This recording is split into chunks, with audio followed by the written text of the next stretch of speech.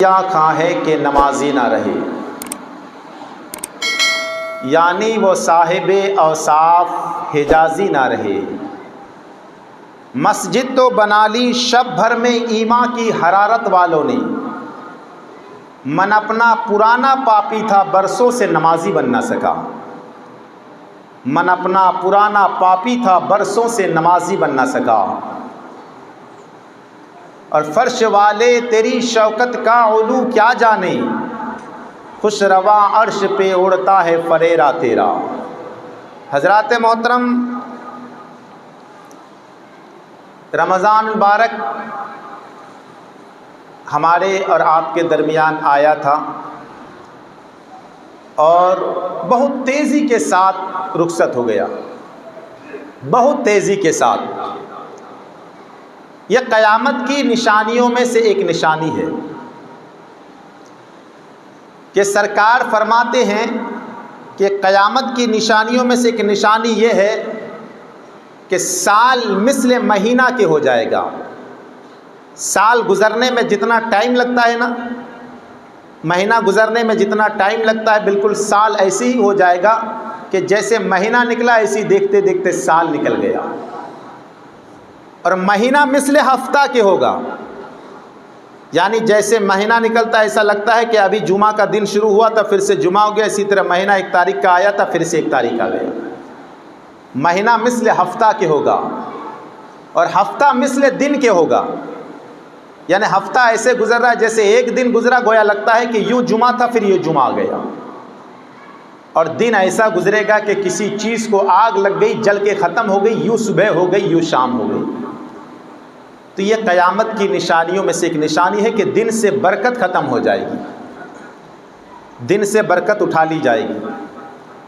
دیکھتے ہی دیکھتے نوجوان، ابھی بچہ تھا، پیدا ہوا تھا، بڑا ہو گیا، نوجوانی کے دہلیز پر قدم رکھا، جو ہی جوانی ڈھلی تو یوں لگ رہا ہے کہ بڑھاپا آ گیا۔ ہم سوچتے ہیں کہ ہمارے پاس بہت ٹائم ہے، بہت سوچتے ہیں، ابھی تو جوانی آنی ہے، ابھی تو بڑھاپا آنا ہے، ابھی تو کمانا ہے، ابھی تو بینک بیلنس کرنا ہے، ابھی تو گھر بنانا ہے، شادیاں کرنی ہے۔ کیا ہمارے پاس اتنا وقت موجود ہے؟ ہمیں تو عبرت تب پکڑنی چاہیے کہ جب جنازے اٹھائے جاتے ہیں نا کاندھے پر، تو ہمیں عبرت پکڑنی چاہیے کہ ہم کسی کو لے کر چل رہے، کل کوئی ہم کو لے کر چلے گا۔ یہ عبرت کا مقام ہے، یہ عبرت کی جا ہے۔ سنتے ہیں نا ہم، یہ عبرت کی جا ہے، تماشا نہیں ہے۔ بار بار یہ چیزیں یاد کیوں دلائی جاتی ہے؟ اس چیزوں پر بھروسہ کر کے کیوں بیٹھایا جا رہا ہے، بیٹھے رہے ہیں جس پر ہمارا بس نہیں ہے۔ ہمارے پاس 100 روپے ہے، اس 100 روپے کو خرچ کرنے کے لیے ہمارا ادھیکار ہے، ہمارا اختیار ہے کہ ہم چاہے تو مسجد کی جھولی میں ڈال دیں، چاہے تو بازار میں جا کے خرچ کر دیں، ہمارا اختیار ہے۔ کب تک اختیار ہے؟ جب تک ہمارے پاس سانس موجود ہے، جیب میں پیسے موجود ہے۔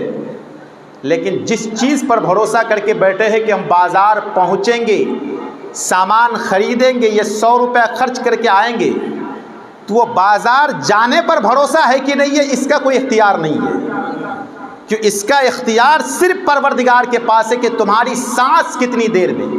اور یہ اللہ تبارک و تعالیٰ کا احسان عظیم ہے کہ کوئی شخص اگر 1 منٹ میں 60 مرتبہ سانس لیتا ہے تو اللہ اس کی 60 مرتبہ زندگی بچاتا ہے، 60 مرتبہ زندگی بچاتا ہے۔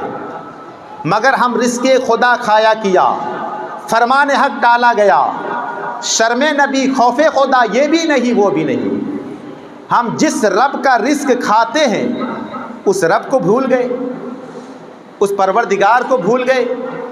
انما یعمر مساجد اللہ من آمن باللہ وبالیوم الآخر، اللہ کے گھروں کو وہی لوگ آباد کرتے ہیں جو اللہ پر اور قیامت کے دن پر ایمان رکھتے ہیں۔ رب نے ارشاد فرمایا، اللہ کے گھروں کو کون آباد کرتے ہیں؟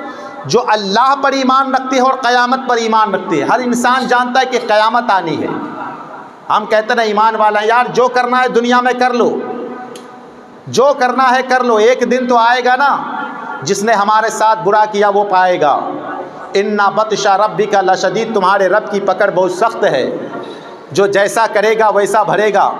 हम तो ये दुनियावी मुहावरा बना लिए, लेकिन कभी इस बात पर गौर व फिक्र नहीं किए हैं। गौर व फिक्र ये है कि हम जैसा करेंगे हमको वैसा मिलने वाला है।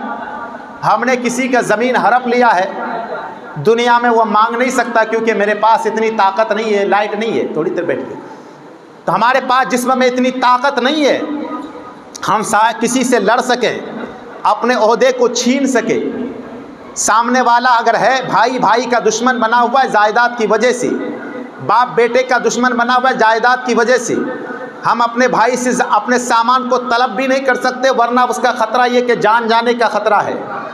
तो एक ऐसी तो चीज़ है जिसका इंतज़ार हर मज़लूम किया करता है, और वह इंतज़ार के एक दिन परवरदिगार के पास जाना है, एक दिन रब के पास जाना है, और वहाँ जाने के बाद जो जालिम होगा मज़लूम उसका हाकिम बन जाएगा, जो जुल्म करने वाला होगा वो उस वक्त हाल ये होगा कि उस वक्त उसके सामने माजूर बन के खड़ा रहेगा, उस वक्त उसका कोई बस ना चलेगा। अल्लाह पर तेरे ईमान तुम्हारे पास आमाल है, दिया क्या जाएगा। दुनिया में अगर किसी के साथ तूने नाइंसाफ़ियाँ की है, किसी का सामान लिया है, किसी का माल लिया है, किसी का दुकान छीना है, तो क्या वहाँ दुकान दी जाएगी, क्या वहाँ माल दिया जाएगा, या वहाँ तुम्हारी जायदाद दी जाएगी? नहीं नहीं, वह तुम्हारे माल और जायदाद नहीं दी जाएगी, बल्कि तुमने जो आमाल किए हैं उस आमाल से तुम्हारा उसका बदला चुकाया जाएगा। तुमने अगर दुनिया में किसी के साथ नाइंसाफ़ी की है, तुमने अगर नमाज़ें पढ़ी है, तो ये नमाज उसके बदले में ट्रांसफ़र की जाएगी। फिर कल क़यामत का दिन होगा, परवरदिगार की बारगाह में जब तुझे जन्नत की तरफ ले जाया जाएगा, और जन्नत की तरफ लेके जाया जाएगा, तुम्हारे पास नमाज भी मौजूद है, तुम्हारे पास रोज़ा भी मौजूद है, तुम्हारे पास हज व ज़कात भी मौजूद है, कोई अमल ऐसा नहीं कि जो तूने किया नहीं है। मगर जब तू जन्नत की तरफ जा रहा है ना, तो ऐसे लोग भी खड़े हैं जिनके साथ तूने जुल्म किया है, कुछ ऐसे भी खड़े हैं कि तेरा पड़ोसी जो तेरा हकदार था वो भी तेरे बारगाह में खड़ा है, कुछ तेरी माँ भी तेरे सामने खड़ी है, तेरा भाई भी तेरे सामने खड़ा है, वो तलब कर रहा है कि ये मेरा भाई था जिसने दुनिया में मुझे हक नहीं दिया था, आज मुझे उसका बदला चाहिए। जब इतना कहा जाएगा, कहा कि इसकी नमाज है उसे दे दिया जाएगा, आगे बढ़ेगा, रोज़ा उसे दे दिया जाए, हज उसे दे दिया जाए, ज़कात उसे दे दिया जाए, जन्नत के दरवाजे तक नहीं पहुंच पाएगा, तेरी सारी इबादत ख़त्म हो जाएगी, जन्नत के दरवाजे तक नहीं पहुंच पाएगा। इसीलिए लोगों, अपने इस इबादत पर नाज मत करो, इस इबादत पर नाज मत करो। वाकई में इबादत हमारे लिए ज़रूरी तो है, मगर इस इबादत न ताअत पर, न तकवा पर, न ज़ुहद व इत्तिक़ा पर है। हमारा नाज जो कुछ है मोहम्मद मुस्तफ़ा पर है, हमारा नाज जो कुछ है मोहम्मद मुस्तफ़ा पर है। इसलिए वो अपने नबी पर नाज करो, मेरे नबी ने जो तरीक़ा बताया है उस पर नाज किया करो। हज़रत अबू मूसा अशरी ने एक वाक़या नकल फरमाया है और अपने बेटों को नसीहत की, मेरे बेटे रोटी वाले का किस्सा याद रखना। अब फरमाते रोटी वाले का किस्सा क्या है, रोटी वाले का तरीका क्या है। फ़हबत अबू मूसा अशरी ये वाक़या नकल फरमाते कि अपने बेटों से फरमाते कि बेटे रोटी वाले का वाक़या याद रखना। हज़रत अबू मूसा अशरी उस वाक़ये को ख़ुद बयान फरमाते हैं कि एक ज़माने में ना तो एक आदमी था जो 70 साल तक अल्लाह की इबादत किया, 70 साल तक अल्लाह की इबादत किया। इबादत कोई ऐसी इबादत नहीं, उसने अपने रब को राज़ी कर लिया। एक दिन जब बाहर आया ना तो गलत संगत पड़ गई, गलत आदत पड़ गई, किसी औरत के साथ 7 दिन और 7 रात गुजारा। आखिर उसके दिल में ख्याल पैदा हुआ, मैंने 70 साल तक अल्लाह की इबादत किया और 7 दिन से मैं क्या कर रहा हूँ, गुनाह पर गुनाह किए जा रहा हूँ। तौबा किया, अल्लाह की बारगाह में आगे बढ़ा, नमाज़ें पढ़ रहा है, तौबा कर रहा है, हाथ में कुछ नहीं है, कंगाल है। एक जगह ना मिस्कीनों की सब थी, 12 मिस्कीन हमेशा बैठे रहते थे। एक आदमी आता था, 12 रोटियां दे रहा था, रोज़ आता है 12 रोटियां देते, 12 मिस्कीन को खिला। ये भी गया और मिस्कीनों के बीच में जाकर बैठ गया। एक आदमी आया 12 रोटी के लिए, देते गया। जब आखिरी वाला था, बाज़ाहिर 12 रोटी के लेके आए और 13 आदमी हो जाए तो आखिरी वाले का मामला ये है कि फिर आखिरी वाले को मिला नहीं करता। उस आखिरी वाले ने कहा मेरी रोटी क्या, कहा मैं तो 12 दे दिया हूँ, फिर तुम्हारा तो दोनों में बहस हो गई। उसने कहा जा मैं नहीं देता। ये बेचारा भूखा था, प्यासा था। जब ये देखा कि मेरी वजह से फना आदमी भूखा पड़ा है, भूखे आज रात सोना पड़ेगा, तो इसने अपनी रोटी उठा के उसको दे दिया कि मेरी वजह से भूखा रहना पड़ेगा, तो लो मैं अपनी रोटी उसे उठाकर दे देता हूँ। حضرت ابو موسیٰ اشعری فرماتے رات بھر یہ بھوکا سویا اور بھوک شدت اتنی تڑپانے لگی، اتنا تڑپ رہا تھا کہ بھوک کی شدت سے وہ آدمی مر گیا۔ مرنے کے بعد جب میزان عمل میں اس کے اعمال تولے گئے تو 70 سال کی عبادت کرنے والا 7 دن کی گناہ نے تمام عبادتوں کو ضائع کر دیا، تمام عبادتوں کو ختم کر دیا۔ مگر فرمایا جاتا ہے جب اس کو جہنم کی طرف لے کے چلا تو وہی روٹی تھی جو اپنی بھوک کی شدت رہنے کے باوجود دوسرے کا پیٹ بھرا تھا، اللہ نے اسی روٹی کے عوض اللہ نے اس کو جنت عطا فرما دیا، روٹی کے عوض جنت عطا فرما دیا۔ پتہ یہ چلا لوگوں، یہ عبادت جس عبادت پر کر کر تم ناز کر رہے ہو، یہ عبادت کب طرف تعالیٰ تیرے چہرے پر مار دے کوئی پتہ نہیں ہے، اس لیے اس عبادت پر ناز کرو جس کے صدقے سے اللہ تجھے جنت عطا کر دے، اللہ تبارک و تعالیٰ تجھے جنت جانے کا پروانہ بنا دے۔ یہ مسجدیں جو ہم بناتے ہیں کس لیے بناتے ہیں؟ یہ مسجد کسی کی ملکیت نہیں ہوتی، مسجد خدا کا گھر ہوا کرتا ہے۔ رب ارشاد فرماتا ہے انما یعمر مساجد اللہ من آمن باللہ وبالیوم الآخر، اللہ کے گھروں کو وہی لوگ آباد کرتے ہیں جو اللہ پر ایمان رکھتے ہیں اور قیامت کے دن پر ایمان رکھتے ہیں۔ مسجد کسی بادشاہ کا بھی گھر نہیں ہے، مسجد کسی انسان کا گھر نہیں ہے۔ حضرات محترم میں آپ کو بتاؤ، حضرت امام اعظم رحمۃ اللہ تعالی علیہ کا زمانہ ہے نا، خلیفہ ابو العباس عباسی حکومت بہت بڑے تعداد میں بہت دور تک پھیلا ہوا ہے، کہاں کہاں کس کس ملک میں عباسی حکومت پھیلا ہوا ہے۔ تو عباسی حکومت نے اپنی بیوی کو طلاق دیا، طلاق یہ دیا کہ طلاق بائن یہ دیا کہ لوٹانے والا طلاق دیا، اور یہ کہ شام سے پہلے اگر تو میری ملکیت سے چلا جائے گا نا، میری ملکیت سے دور ہو جائے گا تو تمہارے اوپر طلاق رجوع ہے، طلاق رجی ہے، اور اگر تو نہیں نکل پائی تو پھر تجھ کو طلاق بائن نہیں، تیرے اوپر طلاق ہو جائے گا۔ اتنا کہنا تھا، وہ عورت امام اعظم کی بارگاہ میں گئی اور کہا حضور معاملات یہ ہے، اگر شام سے پہلے عباسی حکومت سے میں نکل نہ پائی تو پھر میرے اوپر طلاق ہو جائے گا۔ امام اعظم نے فرمایا گھبرانے کی ضرورت نہیں، جا مسجد کے صحن میں بیٹھ جا، شام کے وقت میں تجھے مسئلہ بتاؤں گا۔ امام اعظم رحمۃ اللہ تعالی علیہ گھر کے اندر بیٹھے ہوئے ہیں، وہ عورت دوبارہ آئی کہ حضور شام ہونے پہ آئی ہے، اور عباسی حکومت اتنا ہے کہ آج کل کے زمانے کی بات نہیں کر رہا ہوں، اس وقت جب معاملات یہ تھا کہ گھوڑے پر لوگ سفر کرتے تھے، اونٹ لے کر سفر کرتے تھے، 2 دن 4 دن بھی عرصہ گزر جائے تو 10-100 کلومیٹر سفر نہیں کر پاتے تھے۔ اگر اللہ اکبر، آج تو یہ ہے کہ ہوائی جہاز کا منٹوں میں آدمی کہاں پہنچ جایا کرتا ہے، اور عباسی حکومت اتنا پھیلا ہوا تھا کہ اگر ٹرین کا بھی تیز ترین سفر کیا جائے تو کئی دن تک حضرت اس عباسی حکومت کے باہر نکل نہیں سکتا۔ وہ عورت گئی ہے امام اعظم کی بارگاہ میں، یہی مسئلہ کہ امام اعظم نے فرمایا مسجد کے شہر میں بیٹھ جا۔ پھر بار بار عورت بے قرار ہے کہ آج میرا طلاق ہونا واقعی ہے۔ امام اعظم رحمۃ اللہ علیہ شام کا وقت ہوا، مسجد میں پہنچنے کے بعد عورت نے کہا حضور شام ہو چکا، اب میرے اوپر طلاق واقع ہو چکا ہے۔ حضرت امام اعظم فرماتے بھائی طلاق نہیں ہوا ہے اس لیے کہ تو ایسی جگہ بیٹھی ہے جہاں بادشاہ کی حکومت بھی نہیں چلا کرتی ہے، اور یہ خدا کا گھر ہوا کرتا ہے۔ بادشاہ پورے ملک کا بادشاہ ہو سکتا ہے، مسجد کا بادشاہ نہیں ہو سکتا، کیونکہ مسجد کا بادشاہ خدا ہوا کرتا ہے۔ تو اسی لیے یہ جگہ عبادت کرنے کے لیے لوگ نماز گھر میں پڑھتے، میں نہیں کہتا آپ نماز نہیں پڑھتے، مگر وہاں جا کے عبادت کرو جہاں رب تعالیٰ کو پسند ہوا کرتا ہے، اور مسجد رب کو پسندیدہ ہے۔ اللہ تبارک و تعالیٰ کے بندے مسجد کیوں بناتے ہیں؟ اس لیے بناتے ہیں کہ جب کوئی گھر مسجد جب رب کی طرف منسوب کیا جاتا ہے، اللہ تبارک و تعالیٰ اس مسجد کو کل قیامت کے دن جنت میں لے کر جائے گا۔ آپ کا گھر جنت کی ضمانت نہیں ہے، خدا کا گھر جنت کی ضمانت بن جایا کرتی ہے۔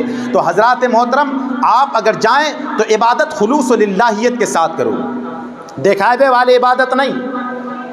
حضرت امام احمد بن حنبل رحمۃ اللہ تعالی علیہ فقہ حنفی میں بہت بڑا مقام رکھتے ہیں، اور جن کے تقوی اور طہارت کا حال یہ ہے کہ دنیا عالم اسلام میں سب سے بڑا جنازہ اس وقت حضرت امام احمد بن حنبل کا تھا۔ حضرت امام احمد بن حنبل کا ایک شاگرد ہے، اور امام احمد بن حنبل کو پتہ چلا کہ میرا شاگرد ایک رات میں پورا قرآن ختم کرتا ہے، نماز میں پورا قرآن ختم کرتا ہے۔ امام احمد بن حنبل کو تعجب ہوا کہ میرا شاگرد ہے اور ایک رات میں پورا قرآن پڑھتا ہے۔ امام احمد بن حنبل نے اپنے شاگرد کو بلایا، بلانے کے بعد کہا بیٹا میں نے سنا ہے کہ تو رات میں پورا قرآن پڑھ لیتا ہے نماز میں۔ کہا حضور بس پڑھ لیتا ہوں، اللہ کا کرم ہو جاتا ہے۔ تو امام اعظم نے فرمایا آج جب قرآن کی تلاوت کرو نا نماز میں، تو اتنا شعور دل میں دماغ میں رکھنا، اتنا دھیان رکھنا کہ تم میرے سامنے پڑھو، اپنے استاد کو کیوں نہ قرآن سنا رہے ہو۔ امام اعظم نے جملہ فرمایا کہ تم ایسا کھڑے ہو کر قرآن پڑھ رہے ہو گویا یوں لگے کہ تم اپنے استاد کو سنا رہے ہو۔ امام احمد بن حنبل کا جب یہ وہ شاگرد گیا رات میں کھڑا ہوا نماز کے لیے، تو نماز کے لیے کھڑا ہوا نا تو دل میں یہی خیال تھا کہ میرا استاد میرے قرآن کی تلاوت کو سن رہے ہیں۔ وہ جو رات بھر قرآن پوری پڑھا کرتا تھا، صبح ہوئی امام اعظم نے فرمایا بیٹا کتنا پڑھا؟ کہا کہ حضور بس 10 پارہ تک پہنچ پایا ہوں، 10 پارہ سے آگے نہیں پڑھ پایا، بس یہ خیال تھا کہ آپ پیچھے کھڑے ہیں، بس اسی وجہ سے میں 10 پارے تک مکمل کر پایا ہوں۔ امام اعظم نے فرمایا بیٹا آج رات کو اگر کھڑے ہونا نا تو یہ خیال کرنا کہ تم حضور کے بارگاہ میں قرآن پڑھ رہے ہو، حضور کھڑے ہیں اور تم ان کو قرآن سنا رہے ہو۔ امام احمد بن حنبل جب اتنا کہا رات میں وہ قرآن لے کے جب وہ رات میں نماز میں تلاوت کرنے لگا تو صبح امام اعظم نے فرمایا کہ کتنا پڑھے؟ کہا کہ حضور صرف اما پارہ، اس سے زیادہ نہ پڑھ پایا۔ دل میں یہ خیال تھا کہ حضور کھڑے ہیں، سناؤں تو کیسے سناؤں؟ امام اعظم نے فرمایا ایک کام کر، آج رات کو اگر تلاوت کرنا نا تو یہ خیال کرنا کہ تم خدا کے سامنے پڑھ رہے ہو، خدا کے سامنے قرآن کی تلاوت کر رہے ہو۔ اتنا کہنا تھا۔ رات کا وقت ہوا، جب بندہ کھڑا ہوا نماز کے لیے نا تو صبح ہوئی، امام اعظم نے فرمایا کیا ہوا؟ کہا کہ حضور الحمدوں سے آگے نہیں بڑھ پایا ہوں، رات بھر رو رو کے آنسو بہا کے میرے آنسو سوکھ گئے ہیں، رب کی بارگاہ میں صرف الحمدوں سے زیادہ پڑھ نہیں پایا۔ لوگوں پتہ کیا چلا کہ ہم نماز کے لیے کھڑے ہوتے ہیں، ذہن میں نہ جانے کتنے خیالات ہمارے موجود ہوتے ہیں، ہم نماز کے لیے کھڑے ہوتے ہیں، دنیا کے الجھنیں ہمارے دماغ میں موجود ہوتا ہے، لیکن جب ہم نماز کے لیے کھڑے ہوں تو یہ خیال کرو کہ ہم خدا کے سامنے کھڑے ہیں، پھر عبادت کرو، دیکھ اللہ تیری عبادتوں کو قبول کرے گا اور نماز میں لطف اندوز بھی ہوتا رہے گا۔ اسی لیے ہم نماز پڑھتے، نماز میں کیا ہے؟ ہم نماز پڑھتے تو نماز میں کیفیت کیسی ہونی چاہیے؟ ہم عبادت کرتے لیکن ہمیں عبادت میں لطف نہیں ملتا، ہمیں عبادت میں مزہ نہیں آتا۔ مزہ کیسے آئے گا؟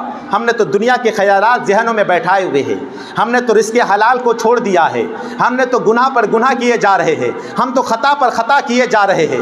بتا جب اتنے خطا پر خطا اور گناہ پر گناہ کیا جائے گا تو بتا تیری عبادت کیسی ہوگی؟ وہ لوگ کیسے تھے کہ عبادت کرتے تھے؟ اللہ اکبر، ان کی عبادتوں کا یہ عالم تھا کہ عبادت کرتے تھے اور اللہ اس کی عبادت میں وہ کیفیت پیدا کرتا تھا کہ یہ کھڑے ہوتے تھے گویا ایسا لگتا تھا کہ وہ رب کا دیدار کر رہا ہے۔ یہ ان کی عبادت کی کیفیت ہوا کرتی تھی۔ اور وہ امام احمد بن حنبل ہے، تقویٰ و طہارت میں بہت مشہور ہے۔ واقعہ سنانا مقصد نہیں ہے، مقصد یہ ہے کہ تم عبادت کرو اللہ کی اور اس نیت سے کہ خدا تمہیں دیکھ رہا ہے، خدا تمہیں دیکھ رہا ہے۔ میرے سرکار دو عالم صلی اللہ تعالی علیہ وسلم نے عبادت کی اور اپنے لوگوں کو، اپنی امتوں کو یہی بتایا کہ لوگوں نماز کی پابندی کیا کرو، اپنے عبادت کو چھوٹی چھوٹی عبادتیں کیا کرو، پتہ نہیں کل کس کو کون سی نیکی کی ضرورت پڑ جائے۔ کتنی نیکیاں ہیں ہمارے پاس، کوئی ایسی نیکیاں ہیں جو ہم کہہ سکتے کہ واقعی یہ نیکی ہمارے لیے کل قیامت کے دن معتبر ہے؟ ہم کوئی نیکی پر بھروسہ نہیں کر پائیں گے کیونکہ ہماری عبادتیں ایسی ہے نہیں۔ اگر ہم سجدہ بھی کرتے ہیں تو یہ بھی نہیں کہ ہمارا سجدہ قبول ہو رہا ہے کہ نہیں ہو رہا ہے۔ تو امام احمد بن حنبل تقویٰ میں بہت مہارت رکھتے تھے۔ فرماتے ہیں کہ امام شافعی نے ایک مرتبہ دعوت کی، امام شافعی کے استاد ہیں، امام شافعی استاد امام احمد بن حنبل کے، تو شاگرد اتنا مشہور ہے کہ ایک دن استاد نے دعوت کی اور دعوت کر کے یہ کہا کہ آج میرے گھر میں دعوت ہے۔ امام احمد بن حنبل کا تقویٰ یہ تھا کہ رات میں عشاء کی وضو سے وہ عشاء کی نماز پڑھ کے سوتے تھے، پھر سو کے پھر اٹھ کے تہجد کی نماز پڑھتے تھے، کبھی تہجد کی نماز بھی قضا نہیں کرتے تھے، پھر فجر کی نماز پڑھتے تھے اور اللہ اکبر کھانا رات میں بہت مختصر کھاتے تھے۔ اور وہ تو ہمارا معاملہ ہے کہ ہم جتنا زیادہ ہو رات میں تو سونا ہی ہے، جتنا زیادہ چاہے اتنا کھا لیا کرو کیونکہ رات میں آرام کرنا ہے، اسی لیے کھانا مختصر کھایا کرو۔ جب مختصر کھاؤ گے تو عبادت میں لطف ملے گا۔ کوئی اگر پیٹ بھر کر کھانا کھانے جائے، پیٹ بھر کر اگر قرآن کی تلاوت کرے تو اس کی کیفیت یہ ہوتی ہے کہ عبادت میں اس کو مزہ نہیں ملا کرتا۔ ہمارے بزرگان دین پیٹ کے 3 حصے کرتے تھے، ایک میں کھانا رہتا تھا، ایک میں پانی اور دوسرا خالی رکھا کرتے تھے۔ اور خالی یہ کہ کوئی عبادت کروں یا کوئی قرآن کی تلاوت کروں یا کوئی کروں تو وہ جگہ خالی رہنا چاہیے۔ اللہ اکبر، اس لیے کہ جب بندہ کم کھایا کرتا ہے تو اس کو بیماریاں کم ہوا کرتی ہے، جو پیٹ بھر کر کھاتا ہے اس کو بیماریاں زیادہ ہوا کرتی ہے۔ لیکن ہمارا معاملات یہ ہے کہ اگر ہم تو اپنے گھر کی بات اگر دوسرے کے یہاں مل جائے تو پھر حال یہ ہے کہ جو ایک دن میں کھاتے ہیں 2 دن کا کھانا ایک ساتھ کھانے کی کوشش کرتے ہیں۔ تو حضرات امام احمد بن حنبل کا معاملات یہ تھا کہ بہت مختصر کھایا کرتے تھے، بہت تھوڑا کھایا کرتے۔ تو ایک دن دعوت کیا، دعوت کرنے کے بعد ان کے سامنے کھانا لایا گیا اور کھانا کھانے کے لیے بیٹھے تو ان کی لڑکیاں امام شافعی کی جو لڑکیاں تھی کھانا بنائی نا، تو حضرت امام احمد کھانا کھانے کے لیے بیٹھے اور بیٹھنے کے بعد جتنا کھانا سامنے رکھے تھا سب کھا گئے پانی جتنا پینا تھا پی گئے، اس کے لیے بسترا لگا دیا گیا، سو گئے، اور سامنے ایک لوٹے میں پانی رکھ دیا گیا کہ حضرت نماز کے لیے اٹھیں گے۔ لیکن جب صبح کا وقت ہوا تو دیکھا لوٹے میں پانی جیسے کا ویسے ہی رکھا ہوا ہے۔ امام احمد بن حنبل بیٹھے ہوئے ہیں اور عبادت گزار انسان ہے۔ لڑکیوں نے یہ سوچا کہ شاید یہ ہو سکتا ہے کہ حضرت نے آج کھانا زیادہ کھا لیا اور کھانا کھانے کی وجہ سے حضرت کو نیند کا غلبہ ہو گیا، تو حضرت کی آج تہجد کی نماز بھی چلی گئی۔ یہ دل میں خیال پیدا ہوا۔